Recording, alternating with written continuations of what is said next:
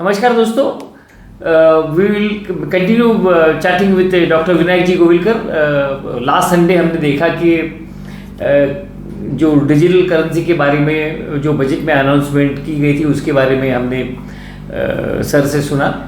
We'll continue with a couple of few more questions in today's episode.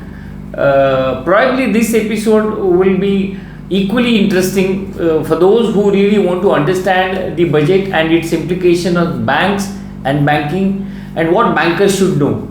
I'll request Dhananjay to start this session with the specific question on the budget. Sir. So first question is about the government, which has they have announced that they are extending the emergency credit line guarantee scheme, and they have added the funds also to the tune of almost 50,000 crores. And they have categorically mentioned that these additional funds which they are proposing to give, they are supposed to be focusing more on hospitality and related enterprises. As far as cooperative sector banks are concerned, they are little confused about what does this credit line guarantee scheme means. Can they get really benefited out of that? In the sense, can they avail the benefits of that? And how this extended scheme will really change the banking scenario as such?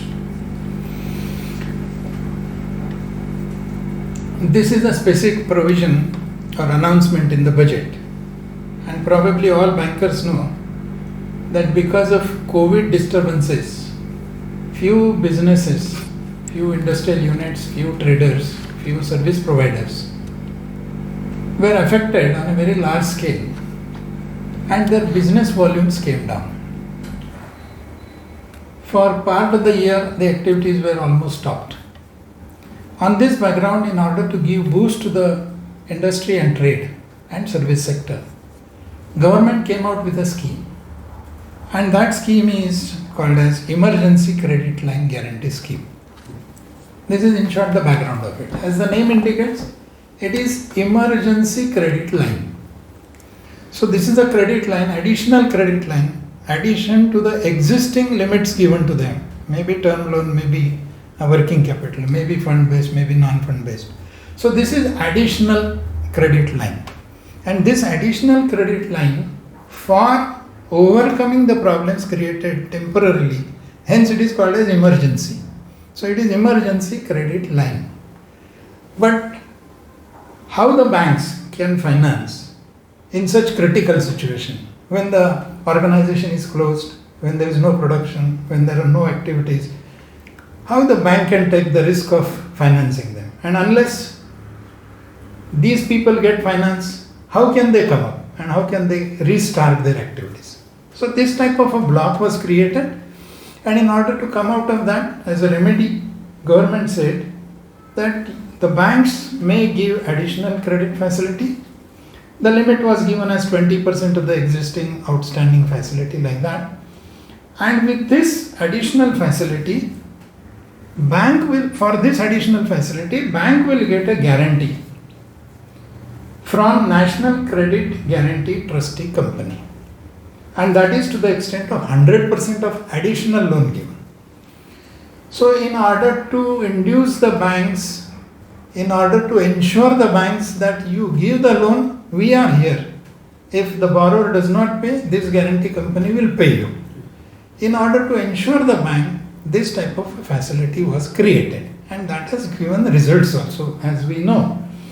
Now with this additional period and additional amount, as per original plan, this facility was to end by March 2022. Now it has been extended to 23, and the amount which was earmarked for this, for guarantee of course, not for giving loans, but it was for guarantee, that was 4.5 lakh crores. Now it has gone up to 5 lakh crores. And again the focus has been made that you prefer or you give priority to hospitality and related industry. This is in short the whole situation. Now bankers can look to this as an opportunity to increase their lending, increase their loan portfolio, because it is 100% guaranteed. So that becomes, even if you don't have sufficient collateral, even if the borrower's history is not that good, otherwise you would have funded him. But you may not be having sufficient collateral for that. Still, if there is 100% guarantee given to you by this particular trust, I think it is a good opportunity for the banks to tap this. Of course, normal scrutiny will have to be done, that goes without saying. Very true, very true. But if you find that he is an enterprising borrower, there are good chances for it, the future is bright, but he doesn't have collateral, or in order to recover whatever he has already borrowed, unless you give him something more, he is not able to continue even. For such cases, one can try this scheme also. So secondly, there is one more announcement wherein CGTMSE scheme has been revamped, and there is additional credit flow of almost to tune of 2 lakh crore is announced for medium and small enterprises. As far as UCBs are concerned, there is a ticklish issue which is there around this particular scheme. That unlike scheduled commercial banks, there is a restriction on who can avail this scheme, especially in UCBs. And the restriction point is that the UCB has to be financially sound and well management, FSWM fulfilling bank. Now, in the minds of cooperative bankers, there is a basic question which is there since long, and I know that it's more of a subjective question. Issue is that on one side, FSWM norms are not getting fulfilled by most of the cooperative banks for various reasons. Especially in last 2 years, most of the banks are falling short on certain targets which are stringent and which are not revived.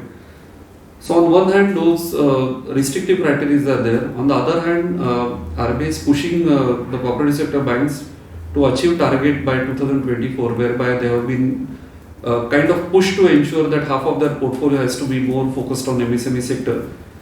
So cooperative banks are in a fix in a way that on one hand they are not fulfilling FSWM norm, on the other hand they have to meet the target which is given by the regulator. So how do you perceive that? And I know that there will not be any kind of a solution because the rules are already set. But a general perspective about that, if you can throw some light on that, or your views rather, to be specific, it will be of great help. My half of the job is done by you by asking question and saying that there cannot be any solution to this.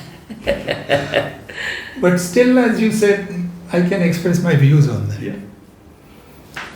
See, credit guarantee trust for micro and small enterprises is a very good concept, basically. Yeah. Without collateral, without third party guarantee, with a specified turnover, people should get term loan as well as the working capital loans, and guarantee is given by this trust. So this is a good thing for banks as well as borrowers. Very true. Additional 2 lakh crores are given for this. So government really means that they should be used and they should help the economy to grow. However, specified cooperative banks, as you rightly said, are allowed to do this. And if I remember correctly, there are 11-12 banks only which are fulfilling those norms. Correct. For so many banks. Correct. In a way, it is very difficult for cooperative banks to fulfill those norms of financially sound and this and that, because they are very stringent. And cooperative banks as it is are struggling in a way to compete with these big banks. So it is really difficult for them to fulfill the norms on one hand and then to get the benefit of this scheme. It is difficult. But in order to be good and viable banks, if they want to survive on their own feet without getting merged with some other bank or without getting so many punishments and penalties from the Reserve Bank of India, they have to. They may desire, they may not desire, but they have to, in order to have their existence, fulfill the norms. There is no other go. And RBI is, very strict about this. They don't have any compromise on that. This is the approach of the Reserve Bank, which we have been experiencing for so many years, and not only for cooperative banks, because if I remember correctly, 2-3 Reserve Bank governors have repeatedly said that we want, or rather they started with this, we have so many banks with too few branches. They described the present situation of Indian banking like this, that we have too many banks with too few branches. We want too few banks with too many branches. Right. So it is their approach. Right. And that we can see from different budgets also. Once upon a time we had 27 banks in the form of public sector banks. Not only for cooperatives, but even for public sector they have started merging. And they are, if the approach of the Reserve Bank is such for public sector banks, I think it cannot be different for cooperative banks. I know. I mean, the subsequent question boils down to that only. Digital banking by post offices, 100% post offices on CBS. Almost entire rural area or semi-urban area would be covered under CBS system by the government of India under the garb of digital banking. The cooperative banks will have to run or stop doing their business is the kind of situation this government is creating. Unless they show muster up courage to go digital, they cannot survive. What I see is that there are several rural cooperatives, not in the form of the credit societies, but also banks, urban cooperative banks in rural areas. They would be extinct with such kind of technology that will be pushed. What would be the advice or the strategy that you can tell to the urban cooperative banks given the situation that is unfolding now? Looking from macro angle, see, using the infrastructure of post offices is a very novel idea in my opinion.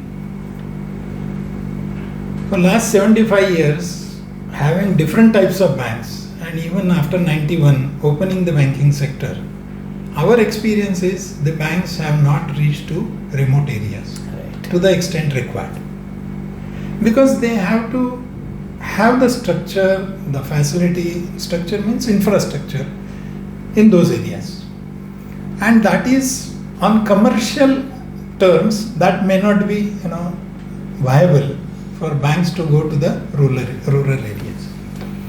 तो इसलिए जो banking का विस्तार हुआ है वो विस्तार rural area में बहुत कम हुआ है.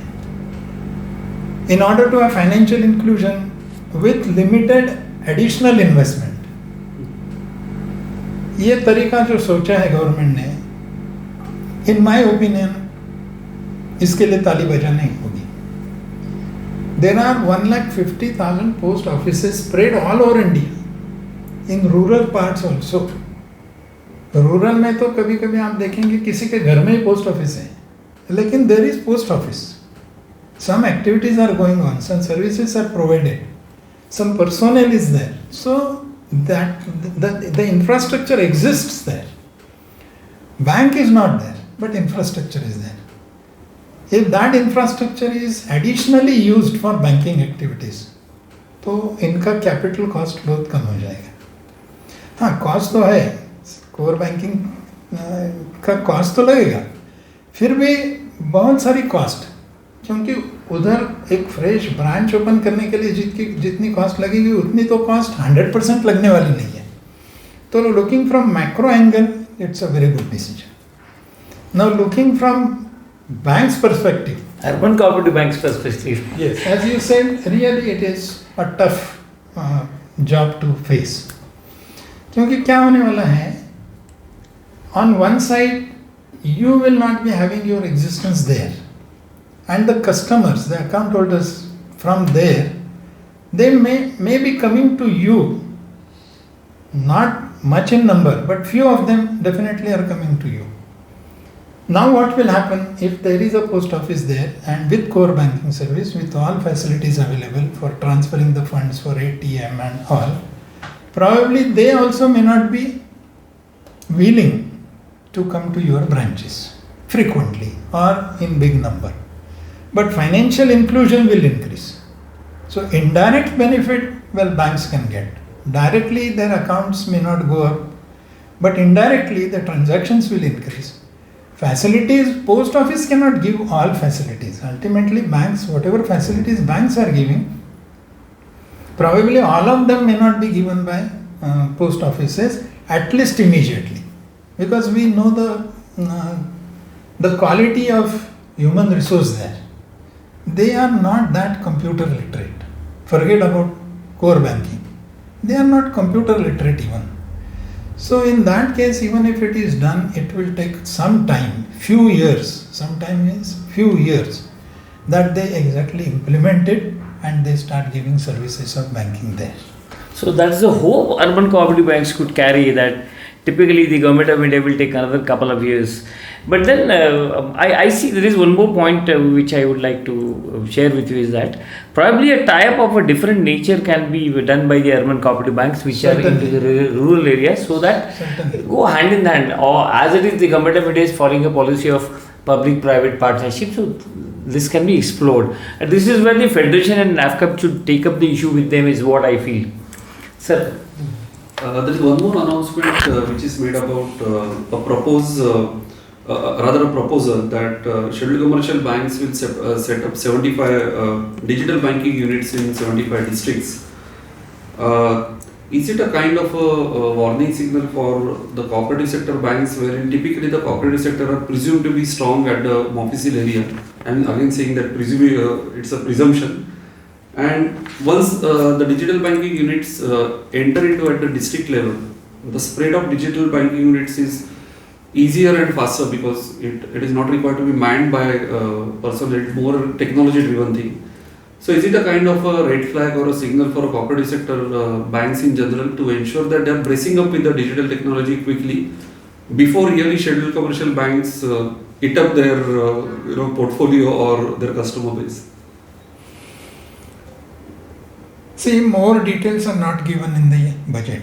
Mm-hmm. It's only one line statement that 75 districts will be selected and 75 digital banking units will be established. They have not defined the scope of digital banking units, the way in which these digital banking units are supposed to perform or work. Nothing has been specified. If we assume that these are like banks, we can assume only, we cannot do anything more because no details are available. Then in that case, whatever you said is correct, but that is correct not only for urban cooperative banks, but even for other banks, those who are not adopting these digital facilities available. So in days to come, as this budget focuses on digital, everything, that is true for banking also, When they are having digital, mental health, units also, that much digital. Digital land holding identifying number, drone for Kisan. This is all digital they are doing. Why not banks? Bank is a, very important financial institution. So they are going to compare in a way. If you have to survive, you have to go digital. Those who don't go digital, well, it will be difficult for them to survive. So one will have to go digital today or tomorrow. Earlier is better. This government has brought out one of the fantastic idea of reducing the non-performing assets, and that is IBC. This budget carries an announcement that there are some changes which are coming up in the insolvency and bankruptcy code, so that there is efficient dispute resolution. Fine, there are several issues which have been flagged by the bankers also to the Ministry of Finance, that IBC is virtually non-started in a number of cases. And when IBC is non-started experiment that is being pursued by the banks, you find that the bad bank announcement which was made in the last budget has not seen the light of the day even today, because the Reserve Bank is not liking the idea in certain number of areas. Now they want to make some changes for more efficient dispute resolutions, but there is no clarity available. There are several issues which are bugging the IBC, right from availability of judge to timely resolution which have been prescribed in the law. What do you feel about this IBC kind of thing which has come into existence, and how suggestive changes you could propose or you could imagine that this should have been done? Basically, whatever cross-border insolvency resolution has been said, that is specifically for, of course, IBC. But for many banks, there may not be international or cross-border insolvency issues. For many banks, there may be few big banks, mainly few of private sector banks and few of public sector banks. I don't see much possibility of this type of an issue with cooperative banks. Absolutely. Many Absolutely. cooperative Many banks. cooperative banks. Few cooperative banks may be having this issue. Yeah. Basically, the idea is if the borrower has some activities, has some assets, has some existence cross-border in other countries, and if he is taking the benefit of his being there, then in that case some problems may be coming up so far as IBC is concerned. Okay. And we have few examples like borrowers like Vijay Mallya or like Modi, who has gone away, and it becomes difficult for resolving the issues. At least I imagine that for finding out ways of such borrowers, if they are taking shelter of some international laws, and if our law is not having the power, because you cannot proceed unless there is a provision in the law. So you have to have a law, you have to have a provision in the law for that. This may be enabling provision created for that. This is my perception. Yeah, right, sir. So there is one announcement which is made about accelerated corporate exits, and the finance minister announced that voluntary winding up of corporates is, the exit timeline is reduced from 2 years to 6 months. It's not, I'm asking this question not from perspective of only banks, because as such bank will not get directly affected by that. But do you see a scenario wherein the exit, since the timeline is reduced, the unnecessary continuation of corporates which are practically non-existent in the sense they are not doing any business? So we need a kind of a ease of business in a different way, wherein if a structure is required to be wound up, there will be a hope for those investors to exit quickly and easily. We can look to this issue from 3-4 angles. Yeah. I don't know why you have said this is not going to affect the banks. In my opinion, this is going to benefit banks. Because the winding up procedure ultimately facilitates liquidation of assets. Yeah. Till the time the winding up procedure is completed, because that is dependent on liquidation of assets. You cannot complete the liquidation proceedings unless you have distributable money in hands. Right. And that distributable money is of course coming from liquidation of the assets only. Right. And bank is also one of the claimants in that case, because they might have been given some loan. So and our experience in day-to-day life is also that if your liquidation proceeding continues, the assets get rusted. Yeah. They are unused and their value goes down like anything. A working plant, when it is in working condition, can fetch better price. If it is not in working condition, then it will not fetch price. Right. So there is a loss not only to the company, to the shareholders, but also to the lenders, because they will get less amount, and therefore whatever is available for distribution to the shareholders or even to the creditors will be less. So if you reduce the period, it means it is not only the legal procedure of winding up is completed in 6 months, but it is the practical a thing to liquidate the asset will have also to be completed in less than 6 months time. And I think that is a very good thing for investors, for lenders, rather for employees also, because their claims will not be settled unless the liquidation proceedings are completed.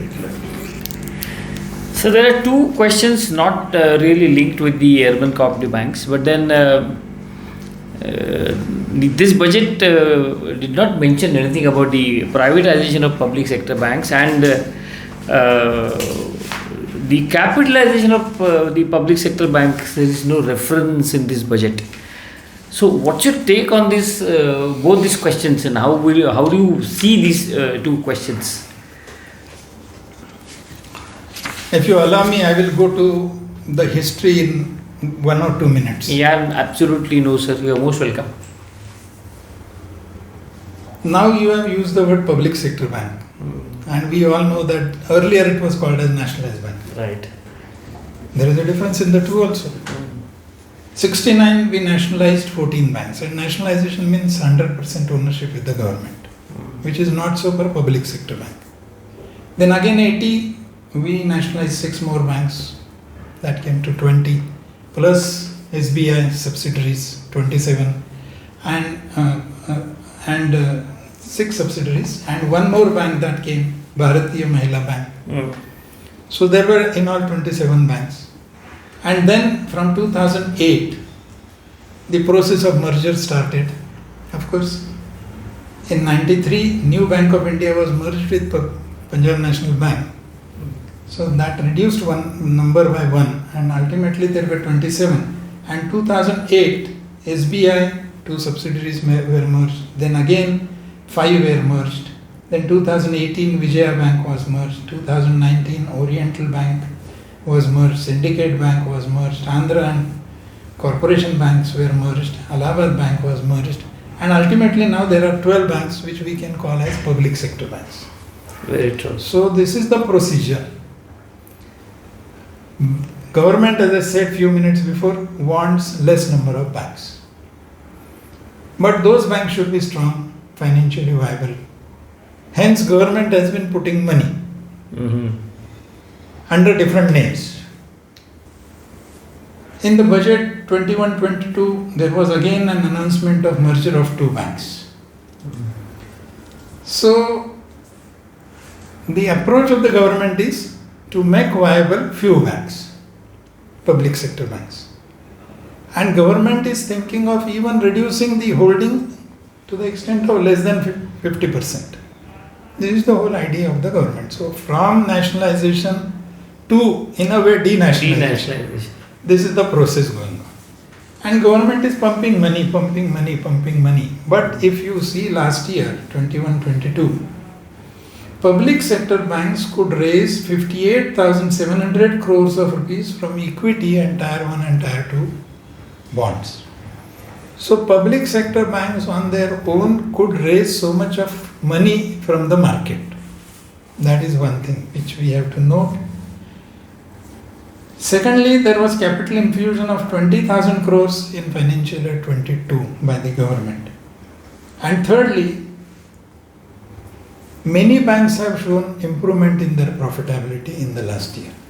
And this is very surprising.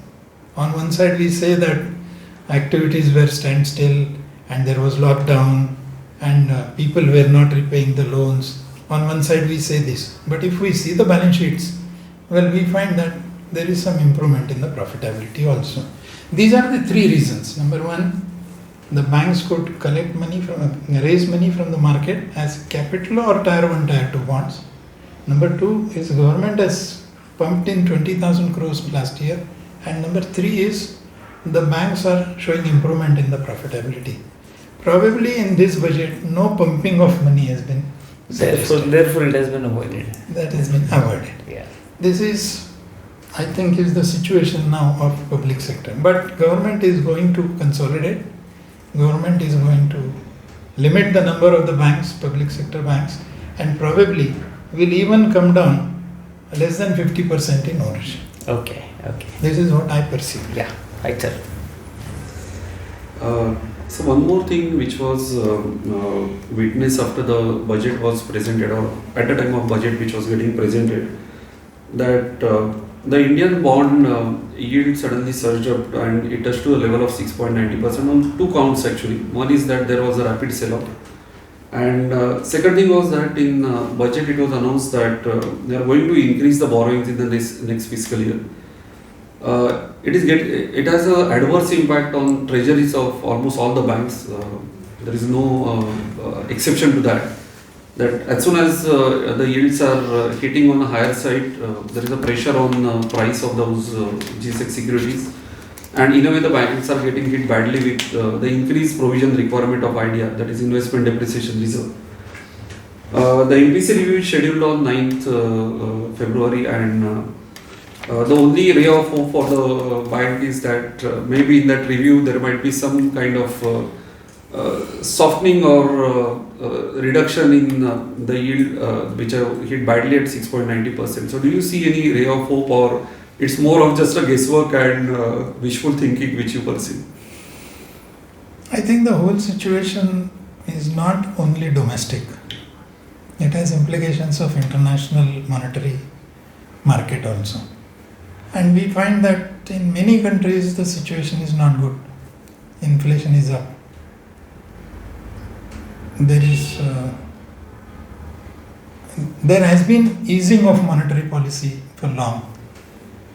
Even in US, which is a driving force, we may say, whatever happens, goes in line with what US is doing or getting affected by what US is doing.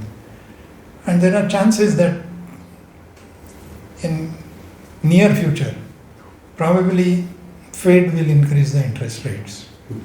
So it's very difficult to predict, but खाली imagine ही करना है तो yes, I also feel that there will be some change in this, at least by 0.25 basis point in days to come.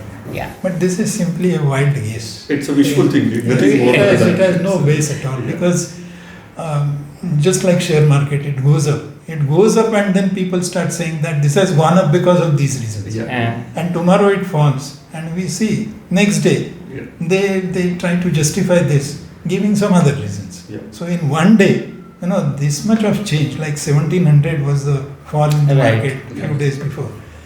The situation does not change in one day. It is just the expectation of the investors that changes. Sir, Finance Minister has announced new digital university, e-Vidya. What could be the idea behind this, or how this will be functioning? I mean, is there any idea that we can think of on this? In new education policy, government has made it very clear that the present education system, if a student is put in one faculty, he has to go ahead with his education in that faculty only. He doesn't have any scope of changing the faculty. So if I join commerce, I will have to continue in commerce. I cannot go for fine arts, at least for education and degree.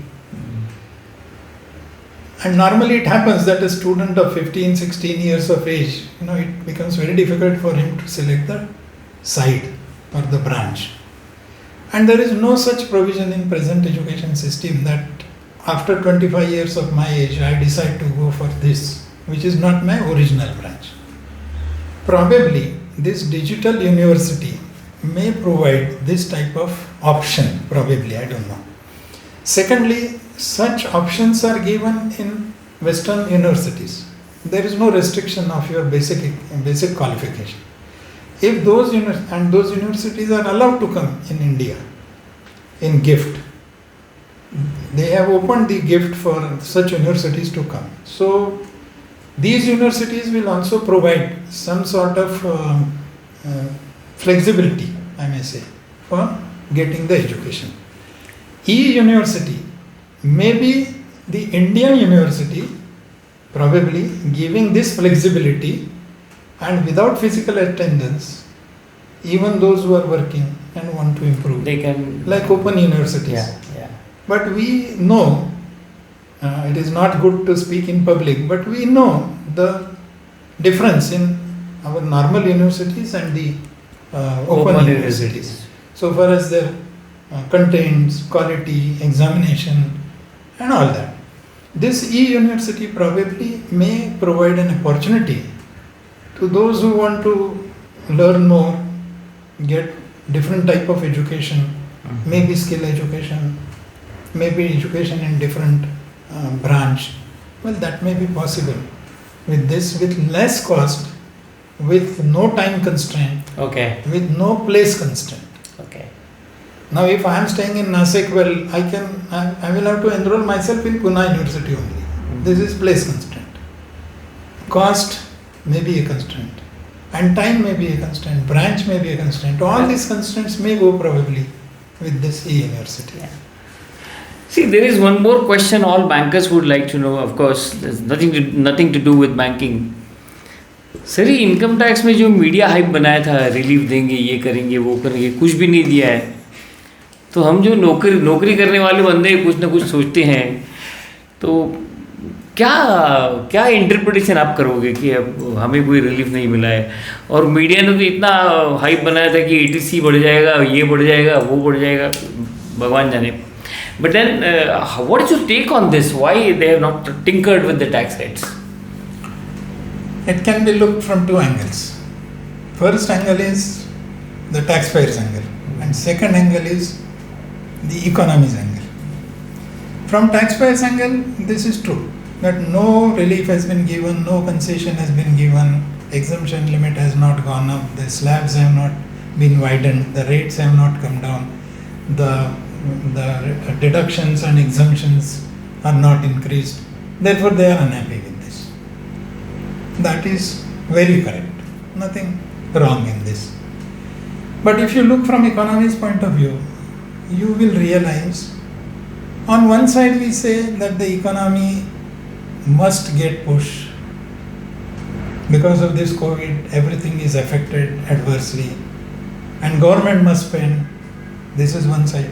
From where the government can spend? Government can spend only with revenues, tax revenues, otherwise from borrowings. And to what extent government should borrow? So we have to give a push to the economy, for which we have to have government investment, because unless there is government investment, private investment will not come, the facilities will not be developed, the production levels will not go up, the purchasing power will not go up. So government has to invest, and for investing, government has limited funds. If government gives further concessions, say how many taxpayers are there? 6 crores. Tax return filers. Taxpayers may be even less than that. And we think of giving concessions and reductions, or more deductions and exemptions. Well, the tax revenue will fall. And falling the tax revenue at this juncture, I think, is a very big risk, because government is widening the tax base and bringing those elements, those sectors which are so far out of tax net. And we have seen the experience of that our GST revenue has gone up to 1.4 lakh crores of rupees in a month. Yes. Because the tax net is widened. Right. If you give more concessions, more deductions, if you increase the exemption limit, then those who are in tax bracket will also go out of tax brackets. True. So from economy's point of view, I think, and secondly, from economy's point of view, having a stable tax structure is a very, very plus point. Every now and then, if you go on tinkering with the taxation system, then people may not be able to plan their taxation. And this is, I think, a very plus point for this budget, that for last 2-3 years, no major changes have been made in tax structure. Right. I look to it from this angle. Okay, sir. So there is one, again, a novel kind of announcement which is made that government is thinking of bringing sovereign green bonds. So can you just elaborate the concept and how it is supposed to work? Because it's a novel concept, no one is has any experience about that. So a little bit about that. Let me first clarify that we have the experience of it. Okay. In 2021, we have issued green bonds to the extent of $16 billion. We have issued. Okay. So we have some idea about this. May not have come to our local level, but government has done this and has raised $16 billion. What is this concept? Green bonds. These are bonds which are green. So bonds are there, it means that is a borrowing. Yeah. It has a face value. It has interest rate. It has maturity. Yeah. whatever features are there of the bonds, same features are there for green bonds. So far as financial instrument is concerned. Now what is this green? This green is speaking about the use of the funds raised through these bonds. And these are to be used for green purposes, that is for environmental protection. So the funds raised from this will be used for those projects which are environmental friendly or which are not causing any carbon emission or reducing carbon emission. This is the only difference between normal bonds and green bonds. So if government are raising funds from this is a part and parcel of the total borrowing that the government is doing. This is not a separate borrowing. Yeah. And it has the same structure as other bonds have.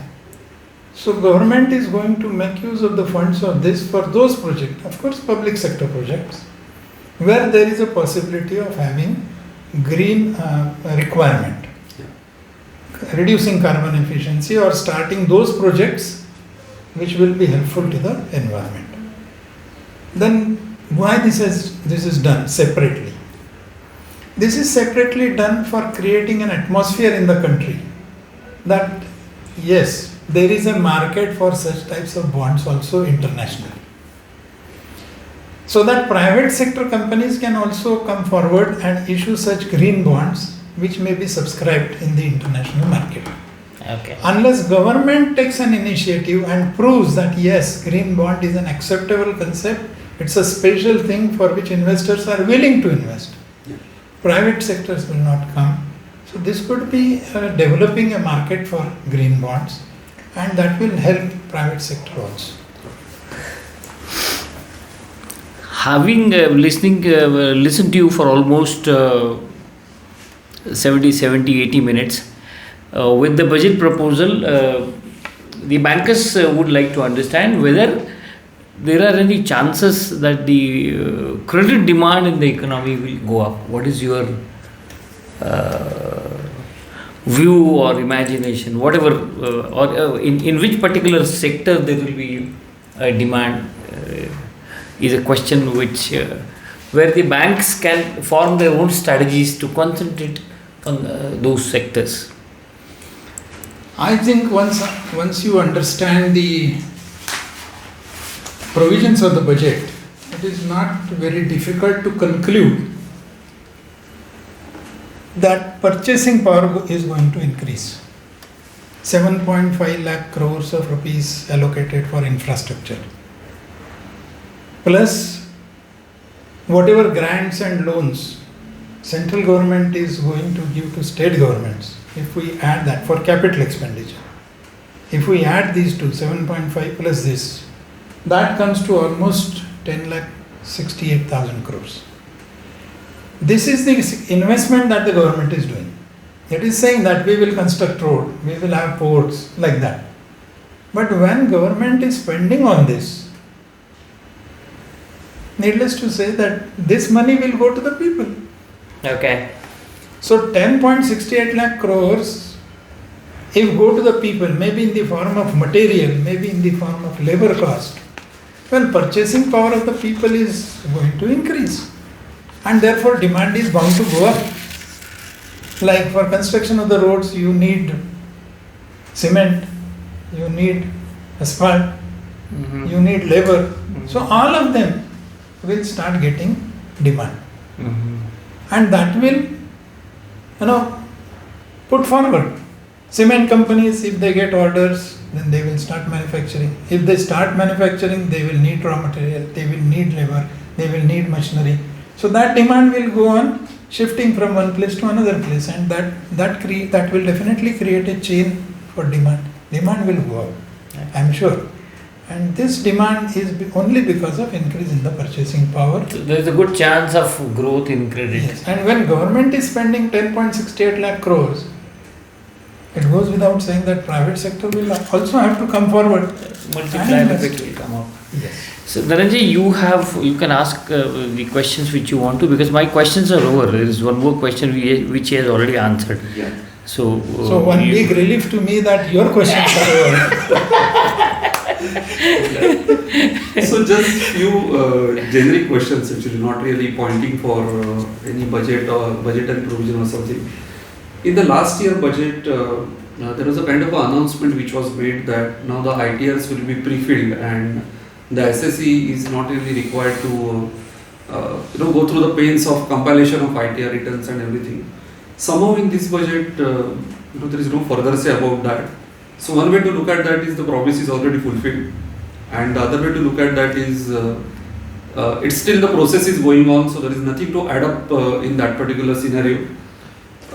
Especially when I say that there is nothing to add up, it's with a pinch of salt that there was a hue and cry about the income tax website and other things. So there is a transition process also which is going on. It's not that it's only the site has changed, but there might be a different kind of transition process which is going on. So maybe the pre-filling of returns which requires certain kind of a support structure which has to be inbuilt, which might not be present in earlier days, might be coming up.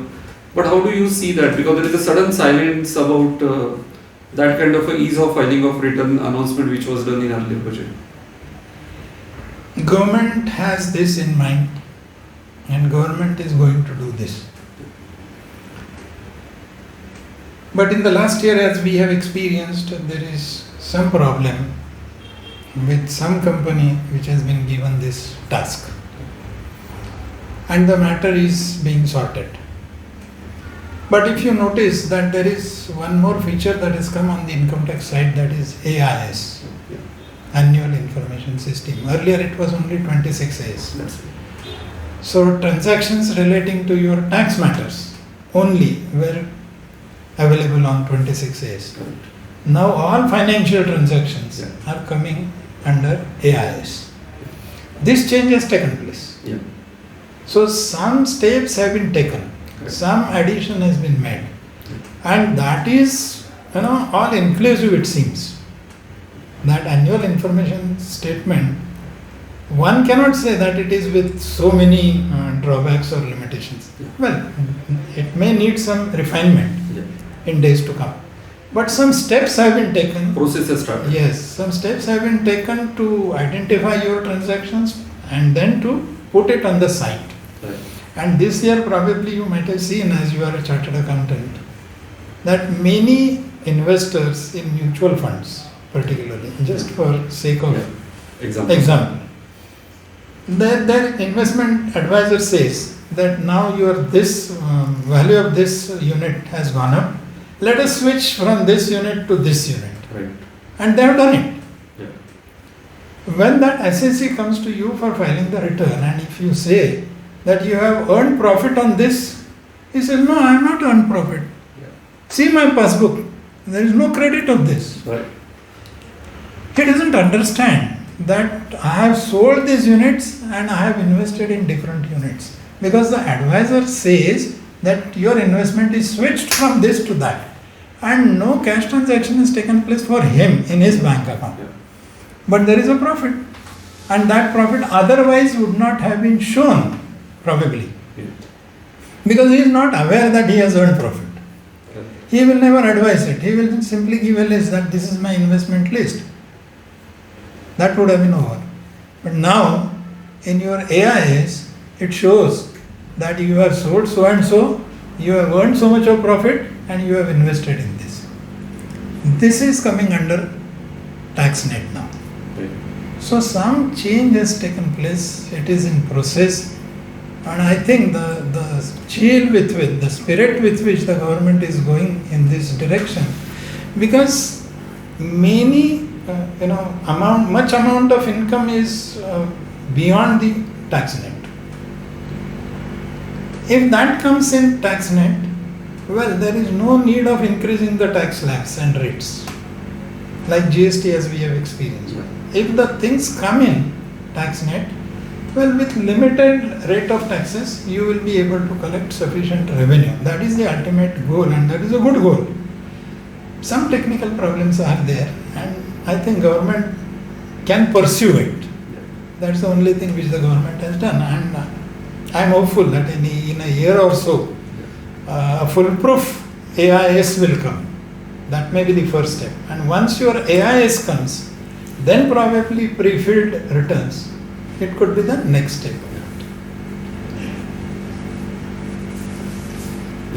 Done with? Thanks. Thank you These so questions are much. also- Thank you so much. Thank you. Pleasure, absolute pleasure and sheer joy. The advantage sir has given is that we can watch and rewatch at our own choice. If you like the videos, please do subscribe, please do share. This time I will not say only with the cooperative bankers, but even the professionals, chartered accountants and any other banker, because this is a generic topic which we talked about. Thank you for watching. Thank you so much.